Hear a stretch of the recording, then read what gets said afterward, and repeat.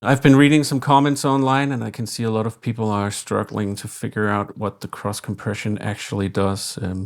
Here's an example from Red Keefe. Why is it so hard to find out what this thing actually does? The videos are pointless. Please explain properly. From the comments here, I can see I'm not the only one struggling.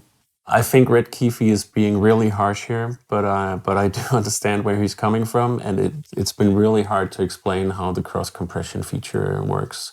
I think there are mainly two reasons why that is. One, I am really reluctant to use the word expansion when talking about this. We did this feature in an attempt to come up with something that broadened your dynamic range without introducing the artifacts you normally hear when doing expansion. So we don't want to call it an expander because we don't want you to think it sounds like an expander. And second of all, it's just something new. It's a new feature. So sometimes it takes some hands-on experience to get to know something, and I do encourage you to get your hands on one. For now, I'm going to try to help Red Keefe out, and I'm going to start by hooking up the tone generator here and just running a sine wave into it and demonstrate how it works. I've set up the tone generator and I'm running a sine to the unit. You can hear me varying the frequency. This is about 100 Hertz. Remember, what I'm about to use for this demonstration is a static signal, so you won't see any dynamic reaction, there won't be any needle bounce or anything like that. But you can see how the functions interact. Now, first of all, I'll apply 10 dBs of compression to the low band. And if you look at the high band meter, I'll set the cross compression to 1:1. You can see now we have 10 dBs of compression and 10 dBs of expansion going the other way. If I set the ratio to 1:2, we have about 5 dBs of expansion going the other way. And if I back off the compression, it backs off the cross compression. Remember, the cross compression is a conditional type of processing. You can only do cross compression if you're doing compression. And of course, it works both ways. If I dig in about 10 dB on the high band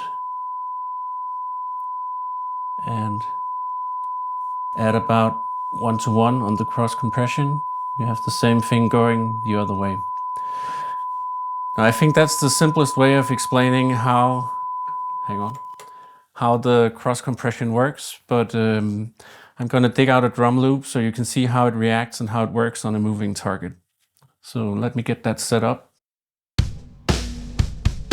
I'm going to do some exaggerated processing to demonstrate how the cross compression works. I'm not trying to do anything fancy here. So let's start by turning on the high band, sweep for something.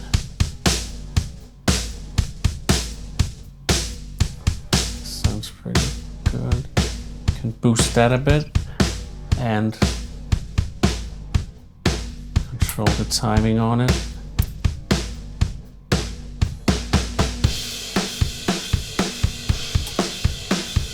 Just a little bit of hold. Now if I put on the low band, sweep for something nice. This is very boxy. Here we have some room, tom coming out nice and round. Way too much to boost it, so I'll put it back at 0 and I'll apply the cross compression.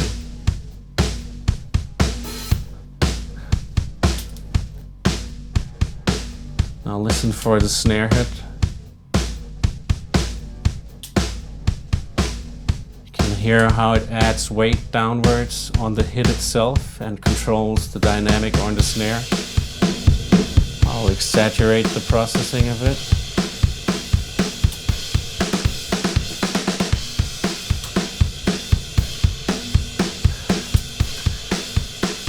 And of course, we can counter on the low end by holding on to the dynamics as well and sending the cross compression. And this will make everything come to life a bit more. So we're actually kind of staying at the same levels, but we're applying some life to it.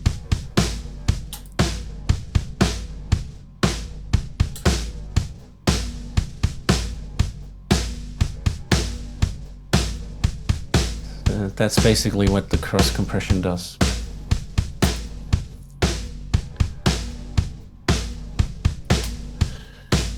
If we turn on the shelving filters and adjust the frequencies, you can also use it as sort of an auto tilt EQ, dynamic tilt. Of course, this goes both ways as well.